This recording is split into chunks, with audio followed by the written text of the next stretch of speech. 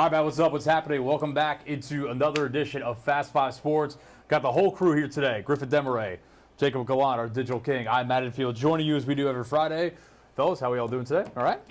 Doing good. Excellent. Made it to the end of the week. Beautiful. Beautiful day for Friday Football Fever. Finally, we've had, our last Friday was pretty nice, but we've had some abysmal luck with the weather so far this year. 2 good Fridays in a row, though, and we are happy about that.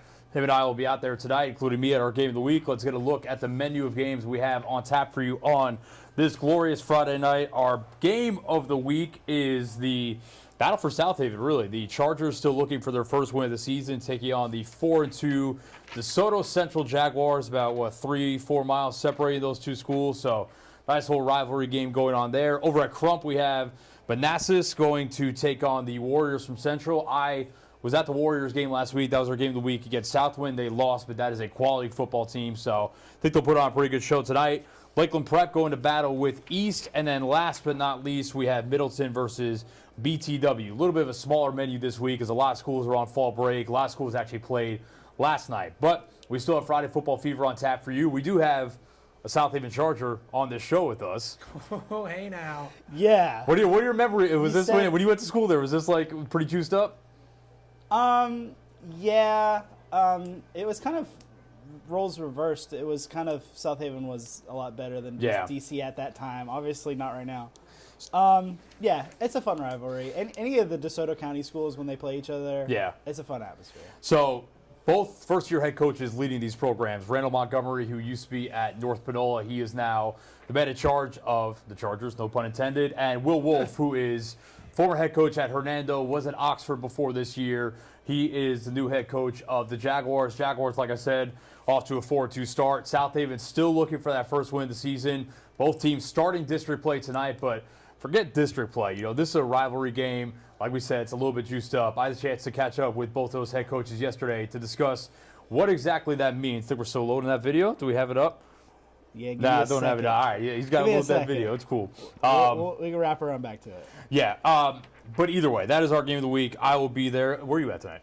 I am at Central. Okay, I'll tell you, so like I said, that was our Game of the Week last week. They played a really good Southwind team. That was a region game at Southwind High School, and I was thoroughly impressed with both teams. But really, Central, I didn't know what to expect from them. They were 5-6 last year. They were okay, but weren't as good in district play. But they have a really well-designed, creative offense, and that was kind of a counter-punch game for the first half. Southwind took control a little bit in the second half, so I'm excited to see them. You'll get a chance to watch them tonight and bring us those highlights. We have the soundbite up now. Got it. We do. Let's listen to Randall Montgomery from South Haven, Will Wolf from DeSoto Central about what that South Haven rivalry means. Huge, man. You know, that's all everybody talks about. You know, when I took the job, the athletic director was just like, man, we got to win some games. We definitely got to beat DC. So for me, just being a guy from down south, I don't really know much about it, but I know our kids are excited about it.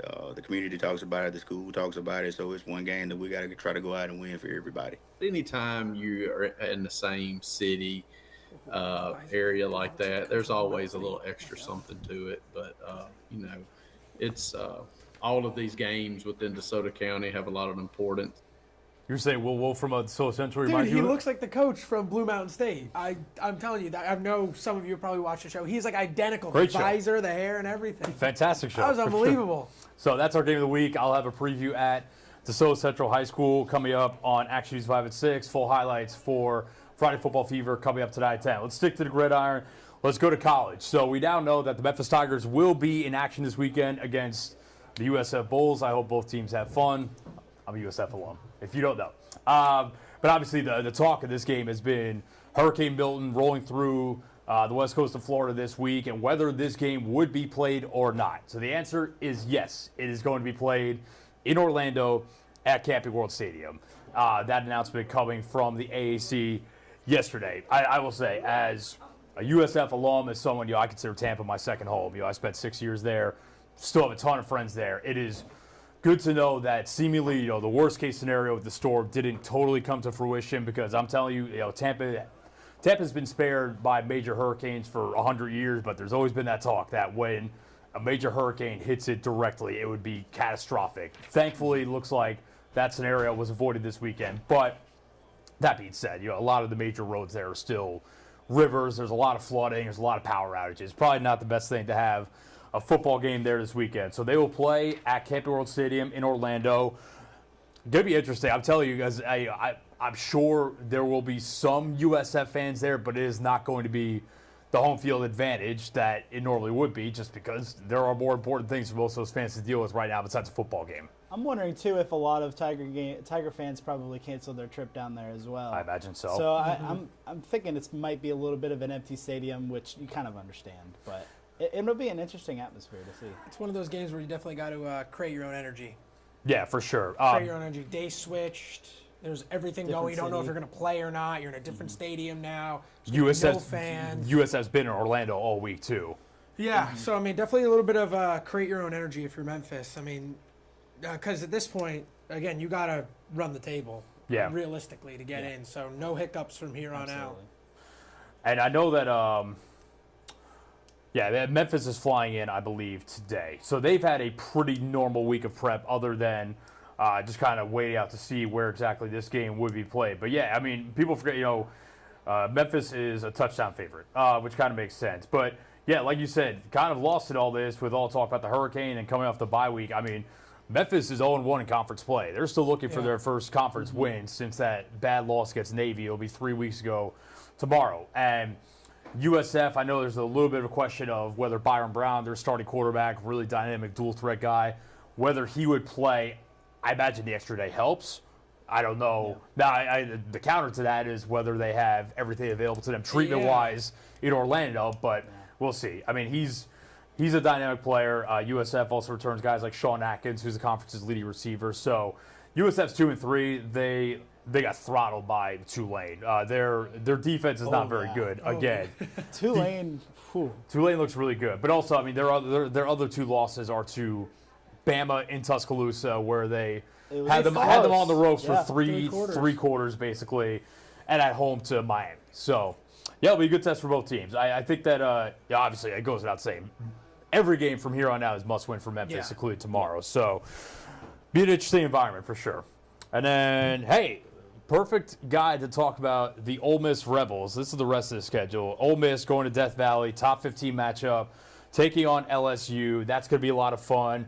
Jacobs, Mississippi State Bulldogs, God bless and good luck on the road in Athens against the Bulldogs of Georgia. Bulldogs versus Bulldogs. Just hope they don't cover. It's like a puppy bulldog versus a full-grown adult bulldog. And then with Tennessee rabies, looking for that bounce back, hosting Florida.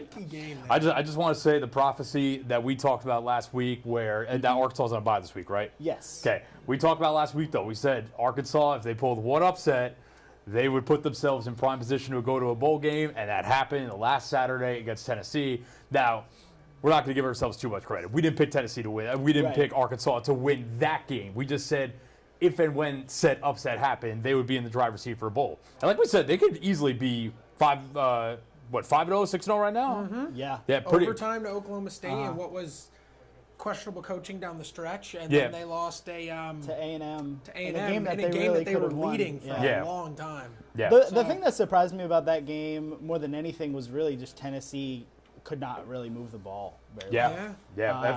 Nico, who we've been praising all year, he kind of struggled. Brother, throw that ball to the end zone. Yeah, they didn't have any deep balls. Arkansas completely took away the deep ball. I'm talking about the last play of the game when he just ran out of bounds. Sure. But for the whole game, they completely took away the deep ball, which Tennessee has been making a living off of this year. And then, scored enough points to it's been a weird year in the SEC. It has been very strange. A lot of teams, I think, Ole Miss and Tennessee included, benefited early in the year off maybe not playing the best competition, and then you get punched in the face a little bit at home against Kentucky and at Arkansas. And then the thing is, it doesn't get any easier for either one of them. I mean, Ole Miss plays LSU. Last time Ole Miss won in Death Valley was 2008. Wow. Okay. 2008. That's a good stat. These are teams that play every single year. They play in Baton Rouge every 2 years. They haven't won since 2008. They haven't won a night game since the 90s in Death Valley. This is our resident Ole Miss reporter, Ole Miss alum here. And that game last year at Oxford was fireworks, too. Oh, my God. Unbelievable game last year. It's going to be – I'd be shocked if it was different. I think both offenses are going to put up a lot of points. It's going to be interesting to see what defense comes out. Similar to Memphis for Ole Miss, I'd argue you got to win out. I mean, you got to win out to just guarantee your spot. If you lose, except for maybe Georgia. If you lose to LSU, though, you can't lose to Georgia then. I mean, I think if you're a 2-loss team with a loss to Georgia and a loss to Kentucky, you have a chance. With losses to LSU and Kentucky, 3 probably not. 3 you're out. No, I think I was watching SportsCenter earlier in the week, and they said this might be the first real college football playoff elimination game. Yeah, because whoever loses this game is probably done. Yep. That makes sense. You were in Columbia last weekend. Now we were talking before that game, just in terms of I think the line was Ole Miss -9, and we're like, South Carolina, they beat out of Kentucky. Yeah. They took LSU down to the wire. Like, I wouldn't be surprised if they covered. But I also, the back of my head, I was like, this is kind of a fishy line. And it turned out to be a very fishy line because Ole Miss just put it on for 4 quarters. You were there. Yeah, I think you're still, if you're an Ole Miss fan, you're still waiting for the run game a little bit. It looked great early in the year against Furman and early in the year against Middle Tennessee, but they have not found Van said it against since. Furman. I mean, yeah, it's obviously going to look good against Furman, but they have not found the run game since. I mean, it's been non-existent in Kentucky and South Carolina both. I think Ole Miss fans are still waiting for just that explosive offense. They're winning games, but it hasn't been good. It sounds a lot like Memphis, too. Yeah, they're winning games, but it hasn't been great. So I'll be interested to see hey, it'll all go away. All the questions will go away if they win in Baton Rouge, because then you really set yourself up for definitely a deep run. Man, I'll say last Saturday against South Carolina, the electricity of not 1, but 2 big man goal line TDs. JJ Fagay, just a bully ball down there. Although he was a bully ball in the first one, the second one, my man's got some sweet feet.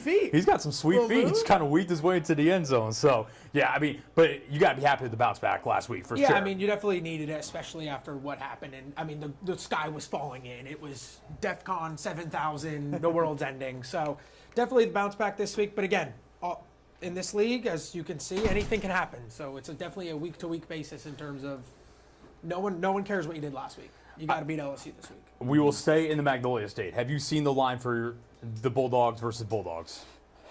I have not seen it. You want me to get a guess off? Yeah, you get one guess. I'll say 33.5. Woo-hoo, 34. Oh, wow, okay. That was great. So my thinking was very nice. They went a little too high on Texas because Texas 38. didn't cover. Yeah. So I went That's a little true. under 38. Yeah. So they come off the bye. That definitely could happen. You get a bye week to kind of reset everything that's been terrible so far. But, I mean, realistically, they were competitive against Texas. There were a couple of drop balls on Texas's part that could have blew the game open. But And Texas, even as good as you think Arch is, Arch is still their backup quarterback. Yeah, for sure.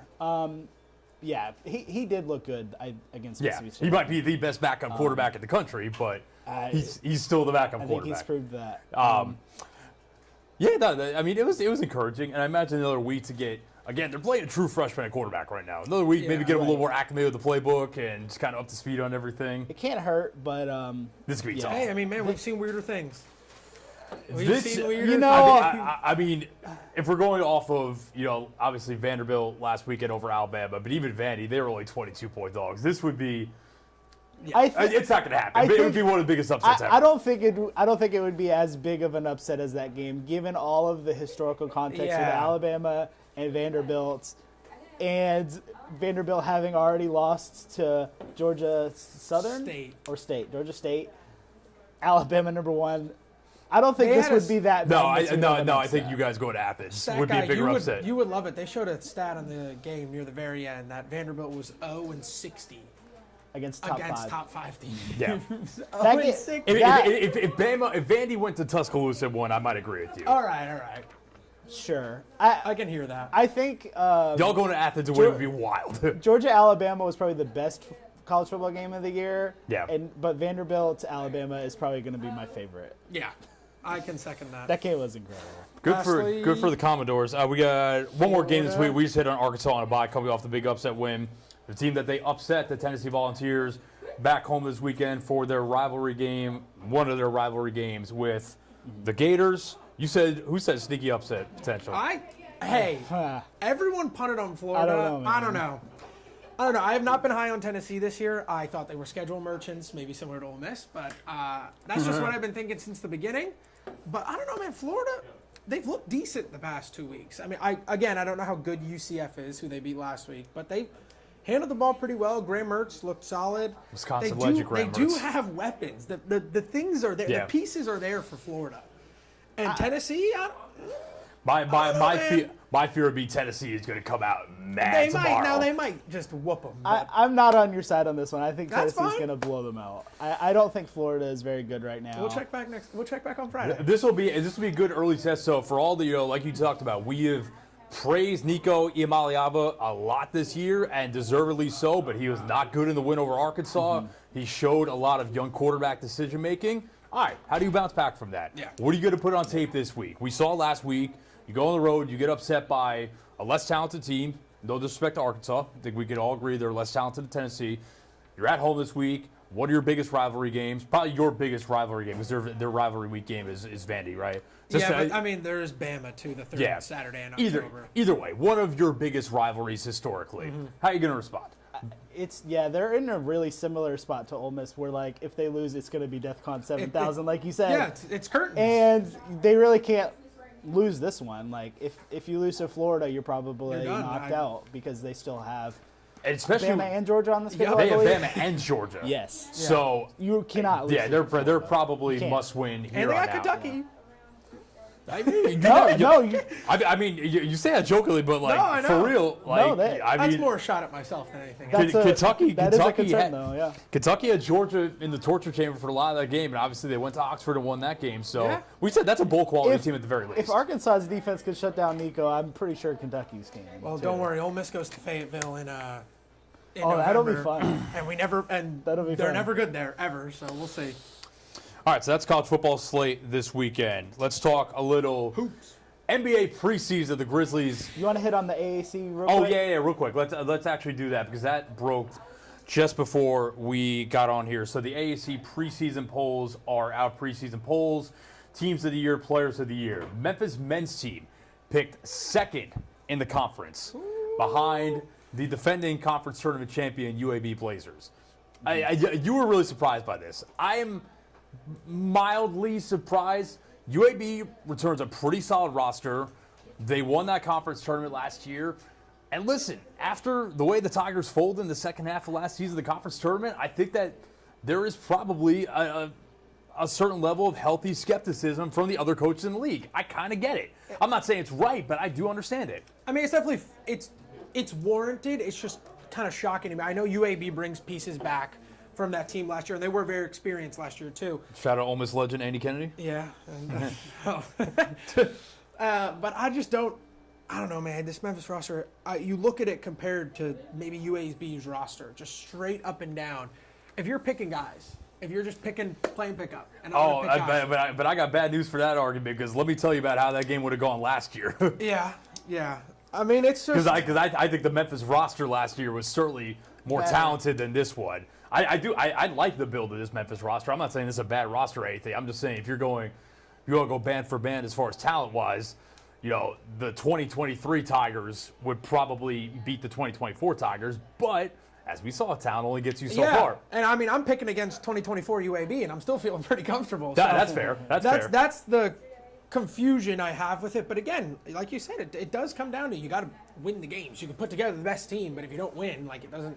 You're not going to get that respect. And you got to play cohesively, and you got to play on both ends of the floor. And you can't give up halfway through the year. And you got to not bicker with teammates over stupid stuff. And let us not forget the coaching turmoil of that team right now, where they just axed a bunch of guys a few weeks ago. Yeah, I guess I'm forgetting all of that. The betting markets do universally have Memphis favored to win the league, but again, they haven't won the league. They haven't won the league yet, so they got to do it. They do have.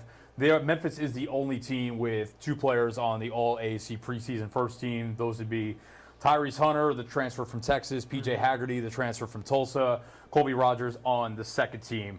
We'll give a shout out to Alex Simmons' girls as well. They were 7th in the preseason polls, kind of middle of the pack going to their second year. USF picked to win the league on the women's side. They've been a force in women's basketball for a long time, so not really a surprise there. All right, now we want to talk some Grizz preseason basketball. All right, let's go. Last night, their first home preseason game coming off the win against the Mavericks it was Monday night. Yeah, coming off the win against the Mavericks on Monday night. No John Morant last night after he turned his ankle. I mean, the Grizzlies' injury luck is stupid. I mean, he got hit by a pass in the ankle, and that turned his ankle. So, missed last night. Taylor Jenkins said they're going to be cautious with him, but nothing to be concerned about. And Ja himself said, I'm good. Jarrett Jackson Jr. is still out with the hamstring, the low-grade hamstring strain that, again, they have said no need to be concerned for the regular season opener. Brandon Clark was out with a little bit of knee soreness. Again, they say nothing to be concerned about. We shall see. Here we go again. Hopefully that's true. So and then you had Marcus Smart yesterday as well. I know it wasn't anything, but when you see him coming up limping again, you just got to be like, man. Yeah, so Marcus Smart banged knees, came out of the game, got his knee wrapped, went back in, came out, although he said post-game, if it was a regular season game, he would have been playing. So, again, hopefully nothing too bad. But let me just tell you, man, so 119-94 was the final Hornets win. But, I mean, this is going to look very different from the Grizzlies' side this year, especially on the offensive end. Do we have a Taylor Jenkins soundbite? Yes, sir. Let's actually play that real quick, and then we'll get into a further discussion. And some, key ingredients for sure, which makes it a little bit tougher. But, tonight we didn't have our pop. For sure. We weren't playing at the pace that we needed to. Guys have been training hard, just kind of fell flat today. Okay. You could see that early in the first quarter. We weren't getting to the paint as much as we could. Obviously, we were taking the ball out of the net, so our defense, I told these guys, nights like this when we don't have our pace, we still can control the defensive activity. We turned it up in the third quarter, but obviously the Hornets had a heck of a night. But I'm liking what I'm seeing from all these guys. I mean, the movement's been there. We got to initiate, some advantages a little bit differently, and that's stuff that we'll just continue to add. But stressing the movement, the pace, we just fell a little bit flat today. We'll get to that later. Little tease there. I will say, as someone who I shot the game last night, someone who was there, man, it's just like the pace that they're going up and down with, like off of missed baskets, off of made baskets. The pace is something that is clearly a huge emphasis offensively this year, and the amount of movement in the half court is way different, which we talked about these new assistant coaches that come in with these fresh offensive ideas and this new system that's being implemented. It is going to look a lot different this year. It may be a little bit sloppy, especially early on, but I think that anyone who has complained about that offense being too stagnant in the half court the last couple of years or too reliant on let 12 cook, call 12, whatever you want to call it, I think it's going to be a little bit different this year. There might be a little bit of a learning curve, and they've admitted as much, but it's fun. It's a lot to keep up with, especially when you're behind the camera trying to follow the ball in the half court. But I think that it's going to bring them an infusion that they really needed, and something that hopefully with time can help take them to the next level. Yeah, I mean, obviously you knew it was going to be complete. It's going to look so much different than last year's product on the court, just because, again, got a lot of new guys, and I think you look at today's NBA, you can't just run half court and, like you said, let 12 cook. Today's NBA, you got to go up and down, especially in the West, where it's just athlete on stacked team and stacked roster. So you're going to have to beat a lot of teams, and the way you beat them, I think, is with the things that the Grizzlies excel at, which are big man in the paint on defense, protecting the rim, and getting up and down the court. I will say as well, just in terms of, I think that it's going to take some time, but this is something that I don't want to give too much credibility to this argument, but I am chronically online like a lot of people. There are people on Grizzlies Twitter after 2 preseason games calling for coaches to be fired, players to be cut, all this. You got to stop. Please. Pump the brakes on this. Get some fresh air. It'll be all right. If this is what it looks like after 41 games, getting into February, March, different story.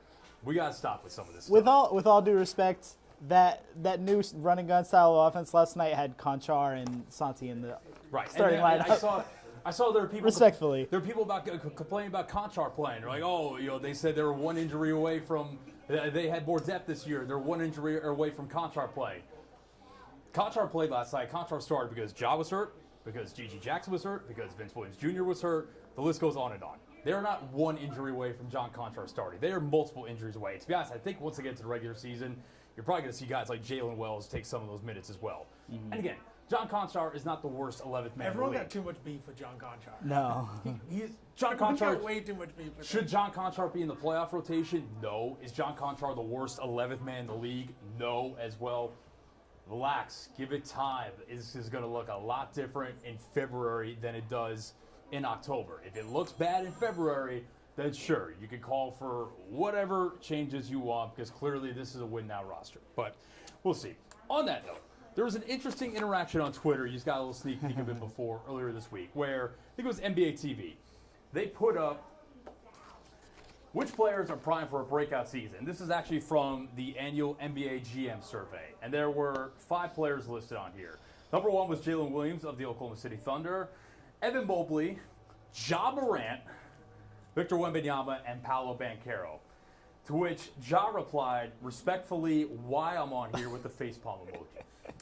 So I think that there has been collective amnesia from the rest of the NBA world outside of Memphis about who Ja Morant is and how good he is and how good he has been as a player. Ja Morant's breakout season was 3 years ago. A bounce-back season this year? Sure, that's fine. He's played 9 games since May 2023. Bounce-back, comeback season, whatever you want to call it. Breakout season? This guy has had multiple seasons where he has been arguably a top 10 player in the league. We already had this discussion when he was named Most Improved Player. Even other guys on that list. Paolo was an all-star last year. Yes, correct. I think all of these guys have Victor broken. Wembanyama was like the most well-known name in basketball. Like, are these really considered It lost the breakout plot. guys? This is going to lead to our awards discussion and a different award. I'll talk about most improved player. We're going to discuss that. But I think that for a guy to have been All-NBA twice, multiple-time All-Star, the engine of 2 50-plus win teams, and I get they haven't had the playoff success that they want. But y'all got to remember who Ja Morant is. Because I promise you, by the end of the year, if he stays healthy, some of the guys that are now being put ahead of him in these guard discussions, and no disrespect to guys like Tyrese Halliburton, I'm a Knicks fan, like Jalen Brunson, De'Aaron Fox, others. By the end of this year, if Ja Morant stays healthy, you will once again be saying that you're taking Ja Morant over all of those guys. Yeah. The only guard breakout that I could sit here and justify you saying you would take over Ja Morant is Shai Gilgeous-Alexander. If you take SGA over Ja, fine. I get that. I think Shai is that caliber player. But everyone else, put some respect on his name. And I get he's got to prove something to a certain extent. He's played 9 games the last 2 years. 2 years ago when the last calendar year, the 8-game suspension 2 years ago, they get bounced early in the playoffs. Last year he plays 9 of 82 games. I get all of that. This guy is a force. I think people forget how good he was in those 9 games. That Grizzlies team really struggled during his suspension. He comes in and kind of lights it up, and they started winning until his injury. I mean, that happened. This guy's averaged over 25 points per game the last 3 years when he's been healthy. Mm-hmm. I'm just confused at what people think a breakout is. Clearly, this whole NBA survey, like I said, I think Jalen Williams' breakout year was last year. Yeah. Right. Evan Mobley, That one's fair. I guess to an extent, that's fine. Wemby, the most obvious breakout in NBA history coming. Paolo Banchero was an all-star last year. One of the engine of a Magic team. So really, I have beef with kind of this entire survey. But put some respect on Ja Morant's name and remember how good he is. Because, and listen, again, he's got to do it. But if he's healthy, I think it's going to take care of itself. So that's that. All right, let's talk some NBA preseason awards or awards before the season starts because we've got a week and a half before the regular season actually starts. So let's talk some awards, some favorites, some launch shots, all of that. Now I was looking on FanDuel, and FanDuel's award selection right now is kind of weak. They only have MVP and Rookie of the Year on there, and NBA Tournament Cup MVP as well. Which There was also Bronny James bets. Don't forget. Yeah, and you they've could got bet if Bronny James is going to score 20 this year. 32. Really good odds. Really Plus good odds 6,000. on that one. Plus 6,000 for Bronny to score 30 points in any NBA game. Respectfully, This year. if you're betting on the NBA Cup in the preseason, Get help. get help. 1-800-GAMBLER. Get the help. If you're betting on Bronny James to score 40 points in a game this year, get help. What if he does it Seek for help. the Santa Cruz Lakers? Does that count? I don't think that counts. Doesn't. Don't think FanDuel's respecting your money with that. All right, let's start. I know we've got it listed. Do we want to go in order on this list, or do we want to go? We can go whichever order you want. Okay. I kind of saved the best 2 for last. Okay, we'll go in this order, then. We'll save the best 2 for last. All right, Rookie of the Year. Grizzlies fans will be happy to know that Zach Edey is the favorite for Rookie of the Year. On FanDuel, he is plus 400. Are either of you biting on that? I'll tell you right now, I am not. I'll tell you who I'm taking in just a second. I'm not biting. I like Edey. I think he's got a good shot at winning Rookie of the Year. I'm not biting on that, though. I think I just don't think he's going to provide enough offensively to get there. My pick is going to be Stephon Castle. I like that, actually. I like any rookie going into Greg Popovich's system. He's got Wemby to throw lobs to. He's got Chris Paul to learn under. I like his game. I think that's my pick. And kind of a low year. Nobody else really is standing out for me. So that one was actually the hardest. Yeah, I to do. pick for me. I do agree with him that I don't hate the Edey pick. I just think there's too many mouths to feed in Memphis. Yep. There's too many dudes there already. I look at Reed Shepard. He's second in that's the my pick. odds, plus 400. Reed's that guy, and I think he's going into a system where he can be very ball dominant in Houston and kind of be the engine with that offense, with Jalen Green, with a couple of those other young pieces. So I love Reed Shepard. I think he's going to be lights out shooting wise, which in today's NBA we all know that you need. So yeah, I like Reed Shepard in Houston. You got him plus 400? FanDuel's got him plus 650. Edey's plus 400 on FanDuel. I just looked at some Vegas thing and had them all. So.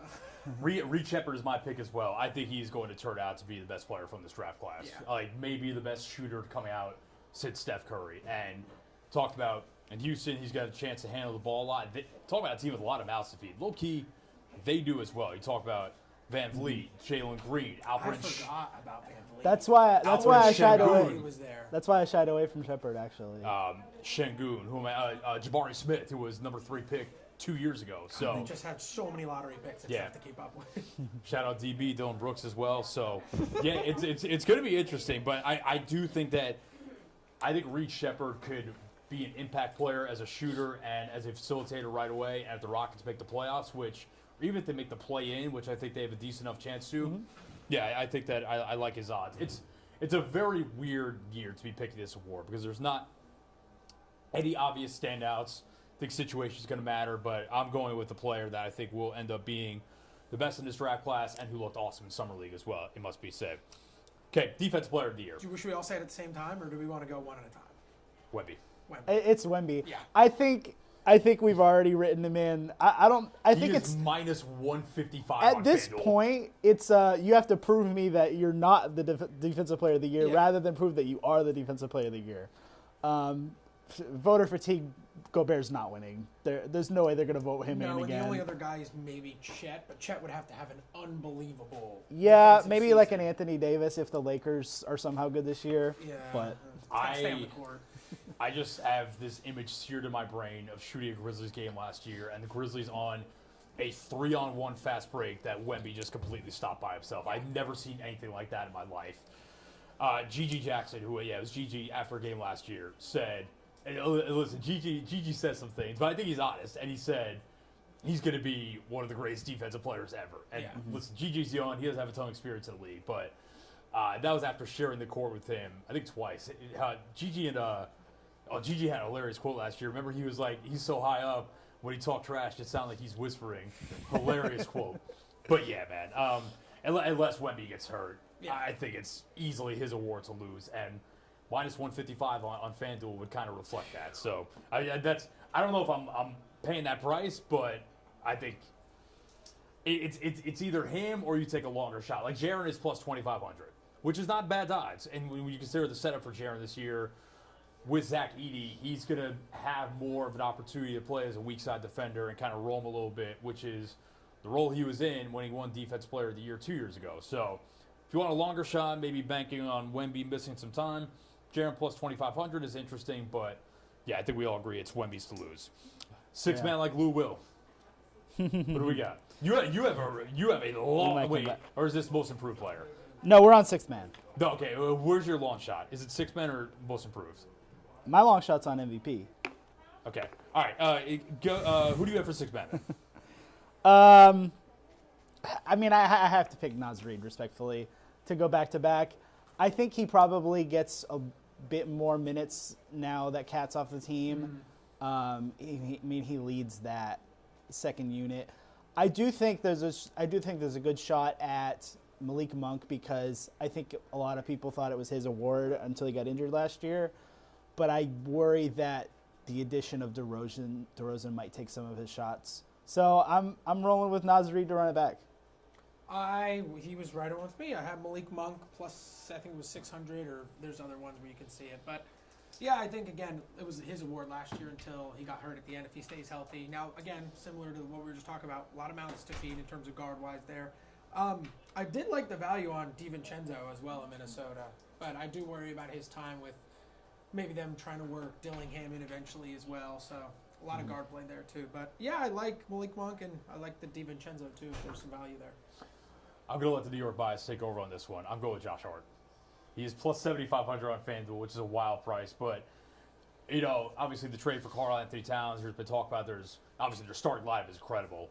Depth is a little bit more, I don't think it's questionable, but like they're a little bit thinner on the bench this year than they were last year. So I think Hart, in that expanded role in the playoffs last year, showed how valuable he was, rebounding, defending, knocking down the timely threes. So I'll let. He was a triple-double machine there for a little bit. Oh yeah, whenever Jalen Brunson was out, I mean, I've got friends that were making pretty good money off betting Josh Hart triple doubles there because until the books caught up, like he was like plus 4,000 a couple times when they were missing a bunch of guys. So yeah, I think with a more expanded role this year, a little bit less firepower coming off the bench, I like Josh Hart. Coach of the Year is an interesting one. Okay, I have a bit of a hot take on this one, but I will let you go first. Coach of the Year, I think, is usually just who has the best team. Realistically, it's who or an overachiever. Or an overachiever, yes, like the Thunder last year. But the Thunder were the best team in the regular season and an overachiever. I have your boy, Chris Finch. I do as well. I think the T-Wolves are going to have a very good regular season. I could see them in the West being the 1 or 2 seed. And I think in the West is clearly the deeper conference and the stronger conference. I think Coach Year is going to come out of the West, and I think it's going to be whoever the 1 and 2 seed is. And I like the Wolves being that team. I have Finch as well. I think Minnesota's chances of grabbing the 1 seed are pretty high this year with the depth they've added. Finch worked with Randall in New Orleans. They were together on the staff, so there's familiarity there. Running back a lot of the same roster. I mean, it's a loaded roster. I think you got to be one of the top records in the league to win an award like this, and I think Finch is every bit one of the best coaches in the league. So Tom Thibodeau is the favorite at plus 700. I get that. Taylor Jenkins is actually third at plus 850, which, if the Grizzlies end up as a top 2 or 3 seed, I could see that as well. I think Finch is a good pick. Okay, I'll go with a safer pick, and I'll give the long shot. The long shot, he already looked to me like that was crazy. You haven't heard it yet. I will go with Jabal Mosley. I think if the Magic jump into the top 4, which I think is definitely possible after last year, I think he's going to get a lot of love for that. I don't know if they're going to – I can't see them being better than Boston, New York, or Philly. But if they end up better than the Bucks, which I have no belief in Doc Rivers, so I think it's definitely possible. If they end up in the top 4 in the East with a home series, I think plus 1,000 is reasonable. My hot take one, J.J. Redick. Yeah, I'm not buying that one. I think that, I think that he is going to implement like an actual real grown-up NBA offense for the Lakers. And if they overachieve, which I don't know what level they could overachieve to because it's hard to imagine them being better. What's overachieving for the Lakers this year? Like a 3 seed? The West is just so deep. I don't think they could get a top 3. But if they get like the 5 with that roster, it's like they're behind only... It is J.J. Redick and LeBron's the coach. They might give him the award if they finish in the West. If they only finish behind what? Denver, Minnesota, OKC, and what if the Lakers are the 4 seed? Yeah, I think you got a good case. I would throw like very minimal coin on it, but like of guys in that range, I think that it is within reason, I suppose. I think if they finish top 4, like you said, and their offense looks really good, I think JJ is probably going to be an offensive-minded guy. Low key too, I will say on here in that same range at the same price, if Mike Budenholzer could get the Suns to play any semblance of defense, which is what he's known for, plus 2,500 on Budenholzer is a little bit interesting too. I will not be betting on Coach of the Year. Neither will I. Although I do have FanDuel on the ropes for Coach of the Year in the NFL because your boy put $10 on Kevin O'Connell plus 2,000 before the season. FanDuel want to cash me out. I'm not budging, not yet at least. Not budging. Next one is most improved. Is this the one where you were? Yeah. So I realized what you were asking me earlier. Now I was confused, but I understand. I did pick a long shot. I grabbed this guy before I looked at the odds. I love his game. I'm going with for most improved player. I hope I don't butcher his name. Ayo Dosunmu. Yep. Ayo Dosunmu. For the Bulls, I think they got to get Levine out of there like yesterday. That Bulls team is rebuilding. Dosunmu looked really good when they put him in the lineup last year. I think last year was probably Kobe White's year to win Most Improved, even though they didn't give it to him. I just like his game. The other guy I thought of was Keon Ellis for the Kings, but again, like I mentioned, that is a deep roster. They added DeRozan. I just don't know how many minutes he's getting out of there. Here's my thing with this award. We have lost the plot with this award. I think, admittedly, absolutely. I think we lost the plot with this award when Ja Morant won in 2021. I think Ja Morant would tell you that himself because he gave the trophy to Desmond Bane. Ja Morant was the number 2 overall pick. Yeah. Like I think we need to get away from giving this awards to players that are clearly on a superstar track because the favorite for this award this year is Victor Wembanyama. Doesn't make sense. Yeah. This is the best draft prospect of the last 20 years. Why are we giving him like? And how much is he really going to? I know he's really good. Oh, no, how much is he really going to improve skill wise? I mean, he's already very good at everything. Okay, let's to answer your question. I think he can still improve a lot, but again, he's clearly on that trajectory. Just like Ja Morant was on that trajectory.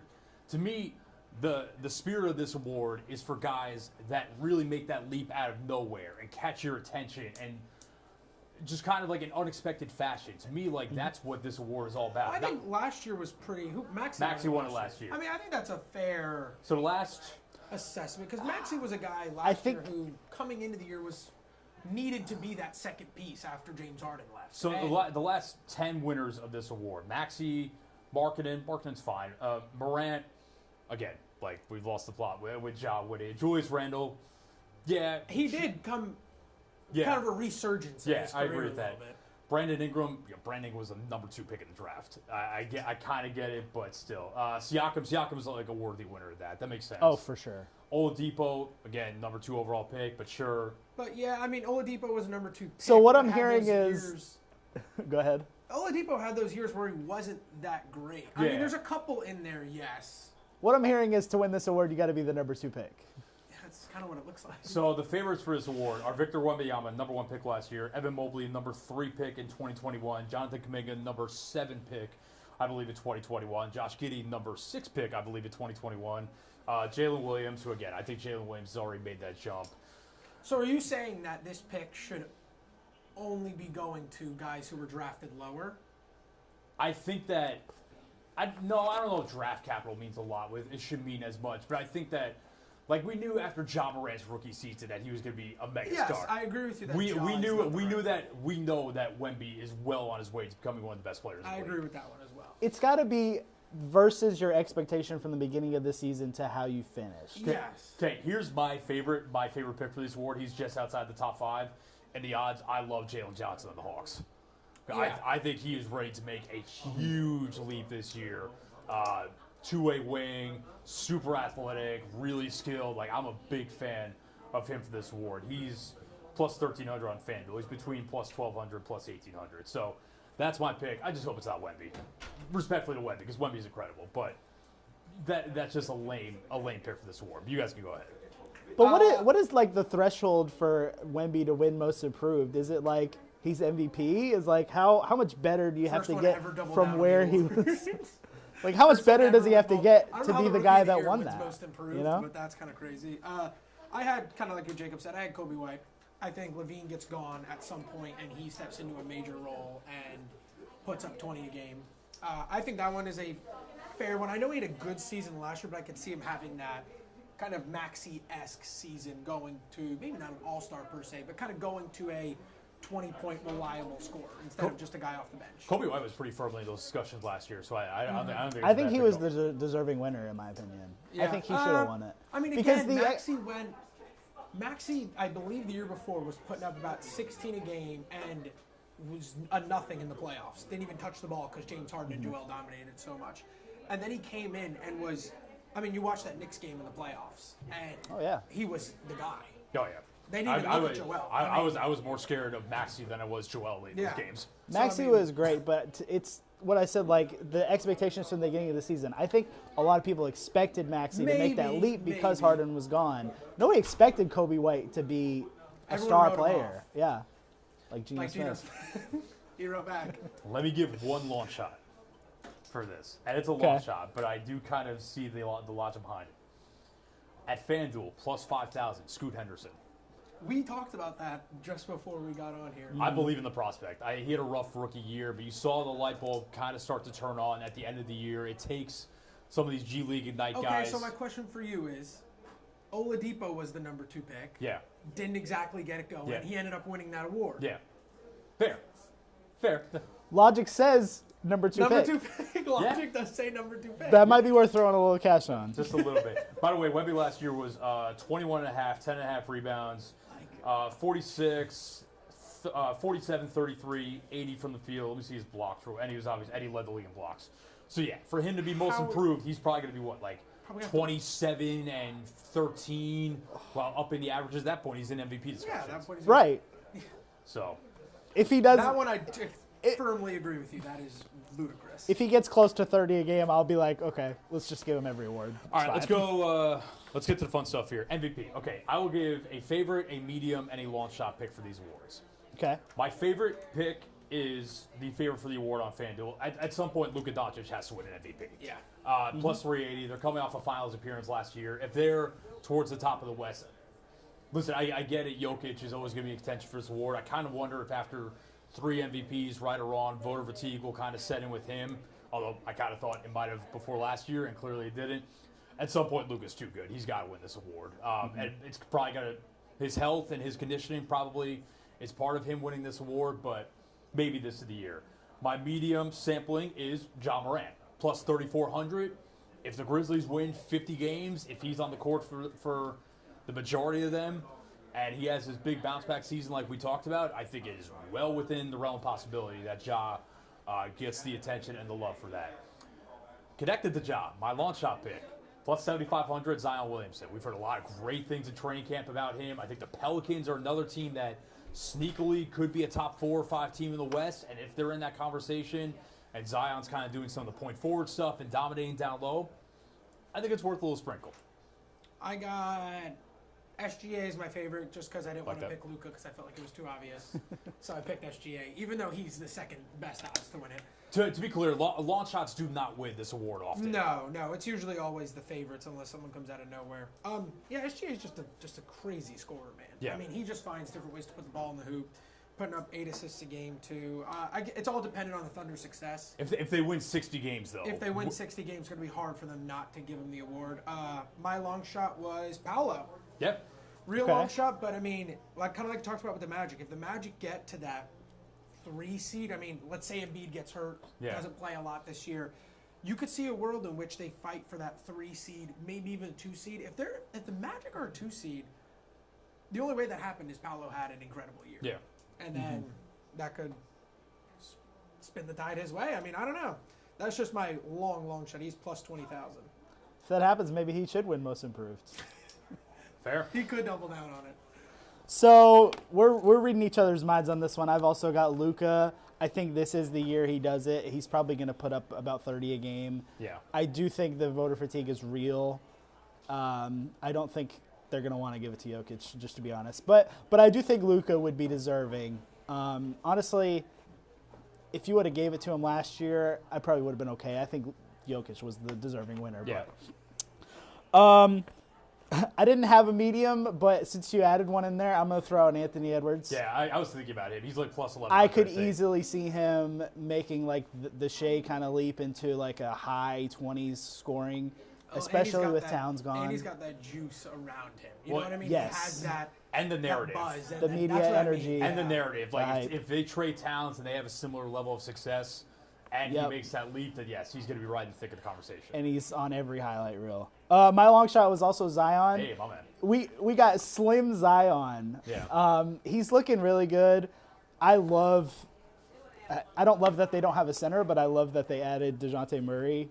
I love all the defensive help that he's got around him, and he's easily the number 1 option on that team. So I think he's going to put up a ton of points. And really, he's been kind of what we thought he was going to be when he's been healthy. It's just staying on the court. Well, I mean, people forget. I mean, that playing game against the Lakers, I think they were going to win that game on his back, and then he pulled his hamstring late in that game, which just sucked for him. But, yeah, they were when he played last year, they were awesome.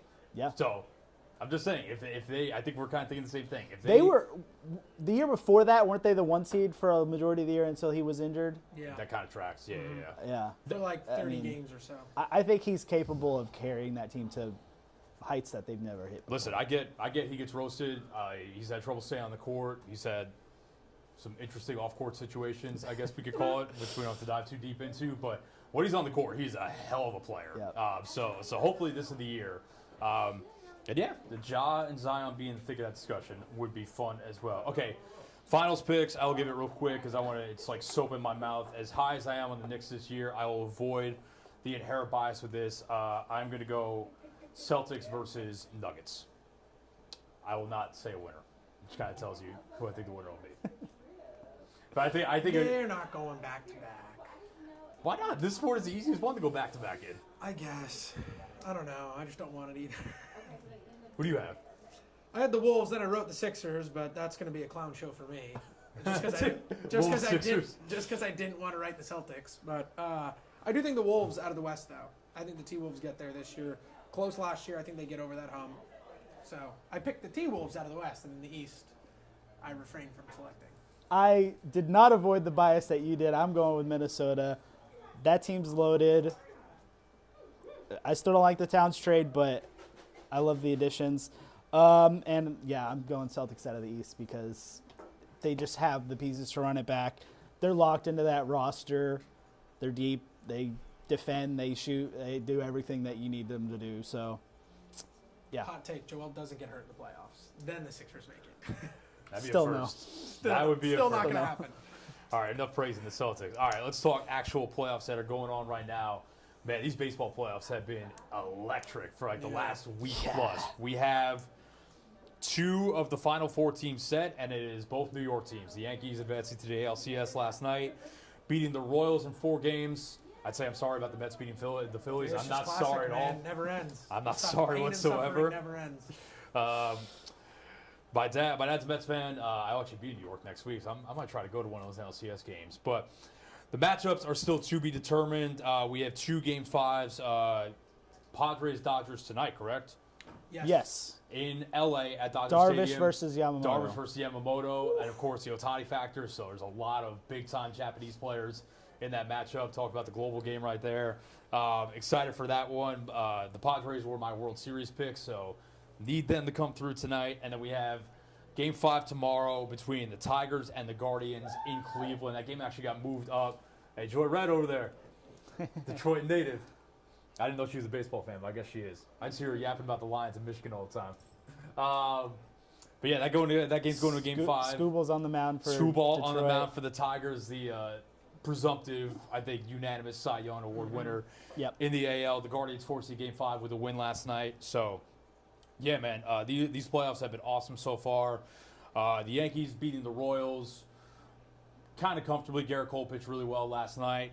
The Mets obviously advancing on the back of Francisco Lindor, who has the Mets have had 3 of the biggest home runs in franchise history in like the last week and a half, and Lindor's hit 2 of them. Pete Alonso knocking out the Brewers was the other one. And then, Padres-Dodgers has been, a couple of the games have been blowouts, but like it's just been a fun series. Like the Stars, by and large, have come out to play. Think about Fernando Tatis Jr., Mookie Betts, and the Dodgers haven't had Freddie Freeman the last couple of nights, so we'll see if have they said anything about him playing tonight? I don't know. He's got a badly sprained ankle. I think he's supposed to be back. Okay, we'll see on that. I think he's back. I'm not 100%. Who's going for the Guardians tomorrow? Do we know? They haven't announced yet. It's looking like Boyd. Matthew Boyd. Okay, Yeah. a little former Tiger. Former Tiger. For a Tiger revenge game. Kind of.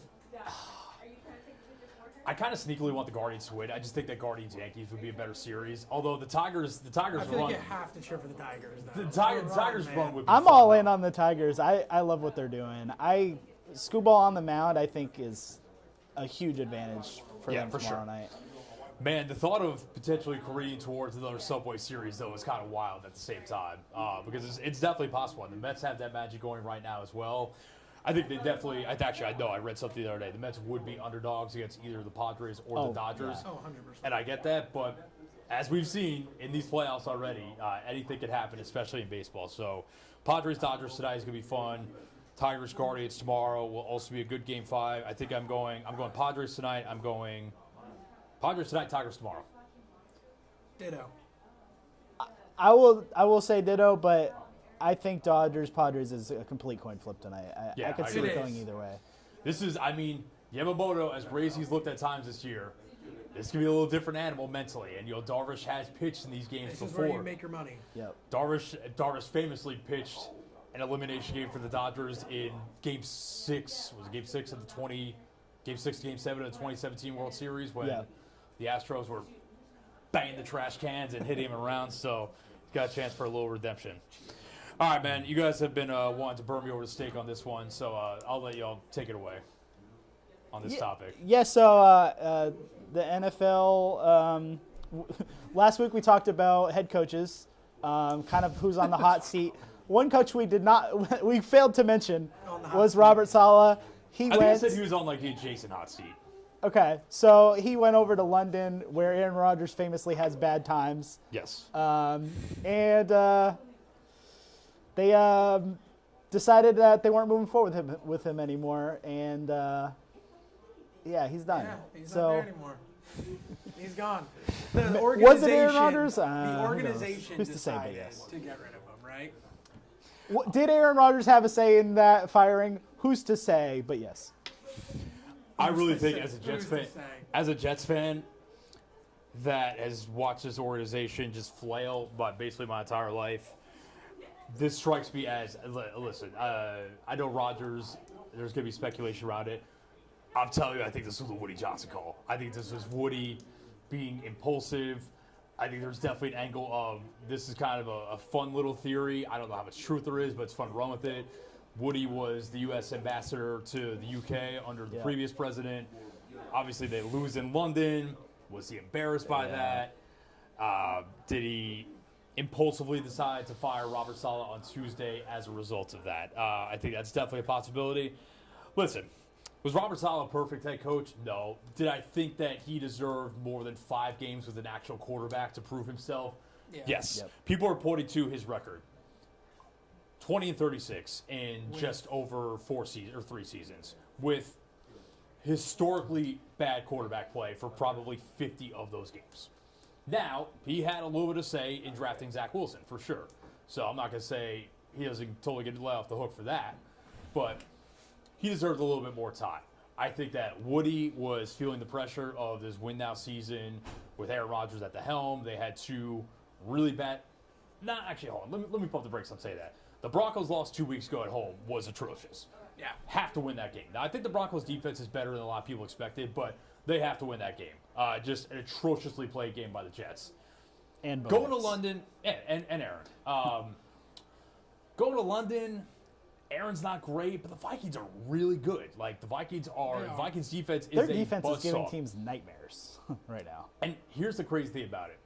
Remember, we came on here the day after they beat the Patriots on Thursday Night Football a couple weeks ago, and the offense looked great. And I know the Patriots stink. I'm not saying that was some hallmark win, but everything looked good. And 2 weeks later, you're firing the guy. And again, in those 2 losses, the Broncos' loss was atrocious. If Greg Zuerlein makes a 50-yard field goal in bad conditions, I'm aware, this probably doesn't happen. If Aaron Rodgers and Garrett Wilson connect on a double move in the final minute on Sunday when Garrett got completely behind the defense, this doesn't happen either. So, now, that being said, they come out of the gate slow every week. They commit more brain-dead penalties than any team in the league. That, to me, is coaching. But it is not just Robert Saleh. I understand he oversees the entire operation. Thankfully, Nate Hackett got demoted. He's still the offense coordinator, but Todd Downing, former Titans OC, is now the play caller and the primary play designer. And Downing is media to media every week. So Hackett is offense coordinator in title only because, and I get it's part of doing business with Aaron Rodgers, but obviously Rodgers and Hackett have a great relationship going back to their time in Green Bay. Hackett stinks. Worst offense coordinator in the league, easily. They run an elementary offense based on guys winning ISO routes when they have one ISO route winner in Garrett Wilson.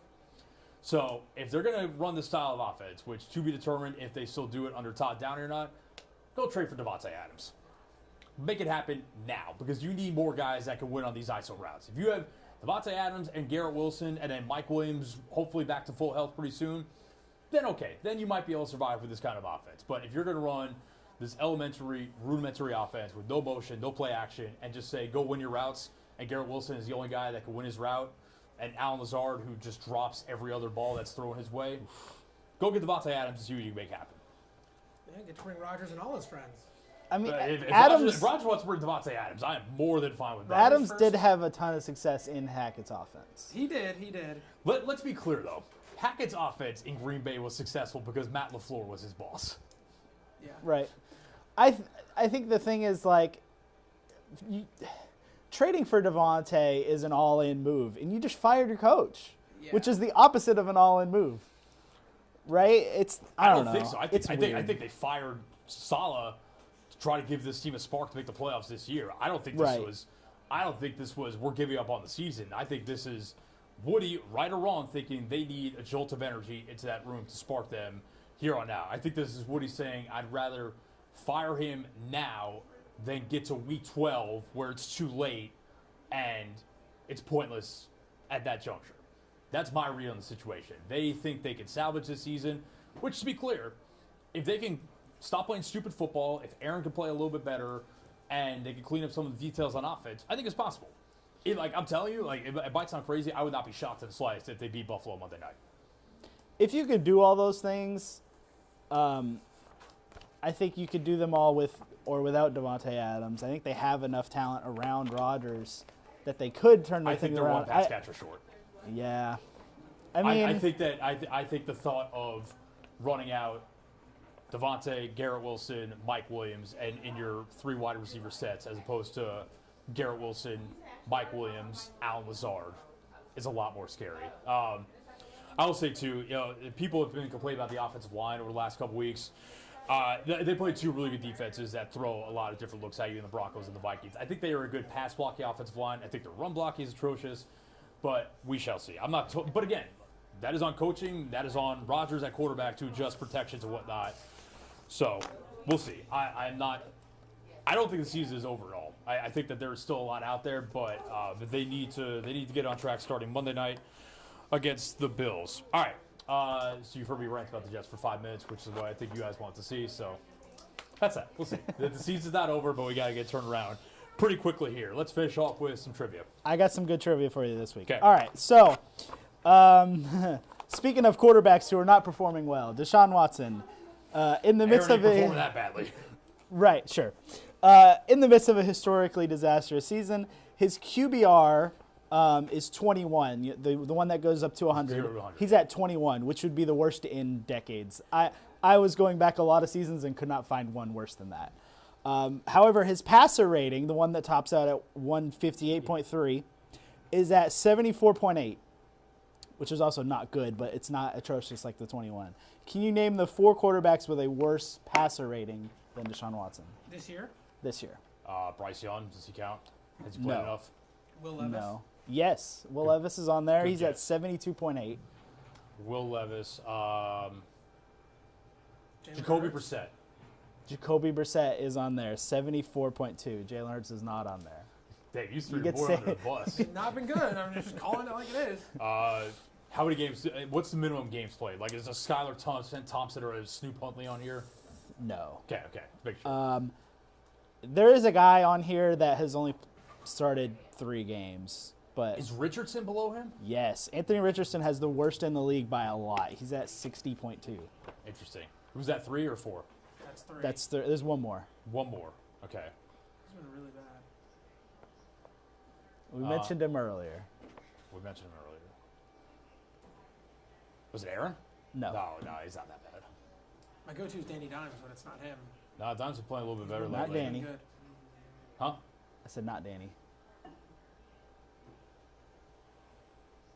It is Mr. Bo Nix at 71.4. Which is funny because I feel like he's been playing good ball the past couple weeks. But He's not good.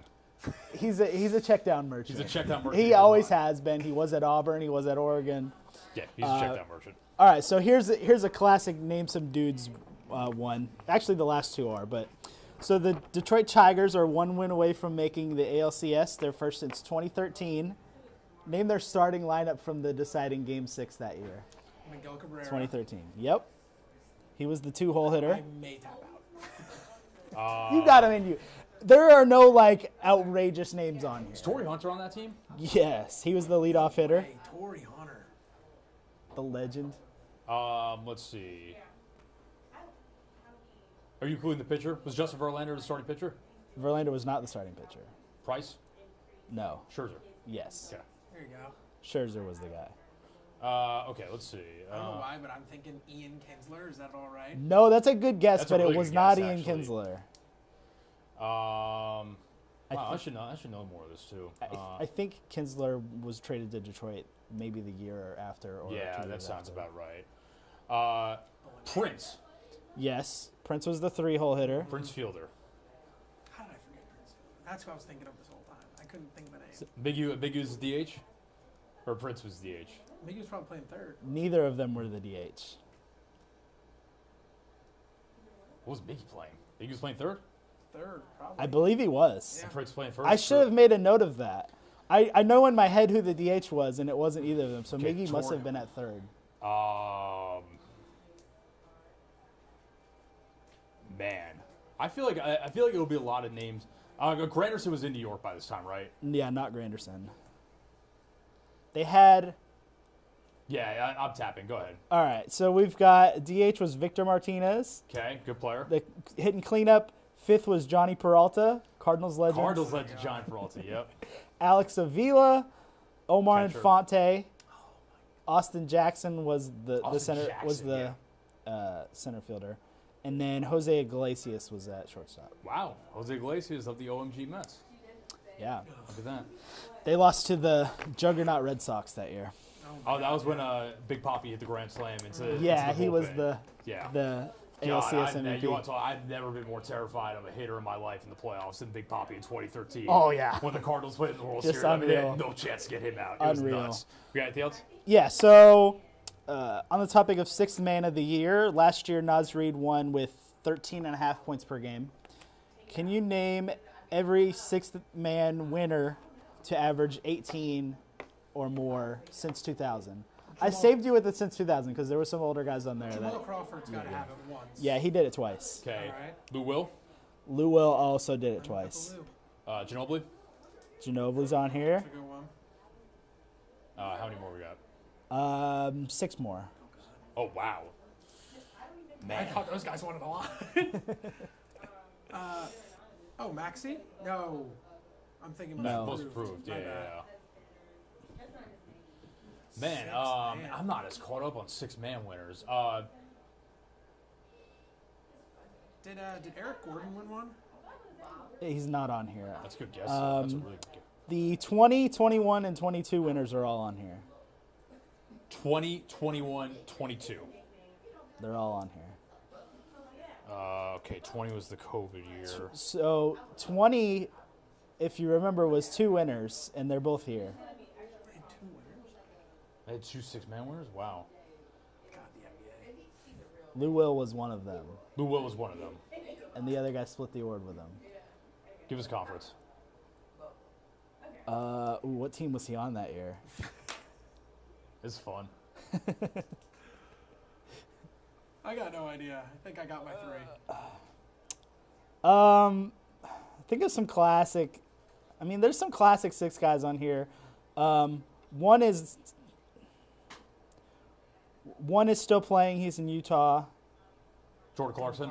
Jordan Clarkson. Okay. One, I'm sure you love this man. He played for the Knicks. Oh, J.R. Smith. J.R. Smith. No way.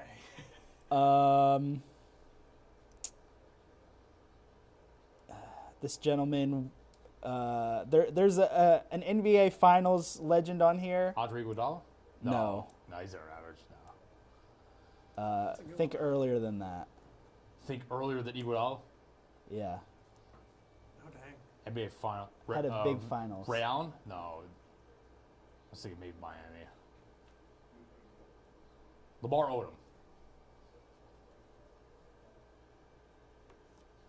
I thought you guys would have done a little bit better with this one. There's a legend from the run and gun Phoenix Suns team Joe on Johnson? here. No, No. I don't think he was the sixth man. And then we have this. We have another active player who still on the same team, but he starts now. So Bobby Portis, no, right? No. That's a good guess. I do love Bobby. Everybody loves Bobby. What's happened? All right, so Tyler Hero was the 22 winner. I just think of him as a starter. Yeah. Right. The finals legend was Jason Terry. Oh. That's a good one. The co-2020 winner was Montrezl Harrell. Montrez averaged 18 a game? Where was he? Washington? Clippers, right? Or no? Was he Clippers? That's why I said I don't remember what team he was on. I think it was the Clippers. I think he was on the I believe it Clippers. was the I think he was, Clippers. too. Would never And guess Montrezl the Harrell. Phoenix Sun legend was Leandro Barbosa. Yeah, I had Barbosa on my mouth. I was like, there's no way he averaged 18 a game. He sure did. In 2007, that team was Wow. putting up incredible points. Nah, I just... There's I, your trivia the today, 07 Suns. Leandro Barbosa. I probably would have guessed that like Barbosa's max was 15 a game. All right, that was a terrible performance in trivia. With that, we're out of here. Poor.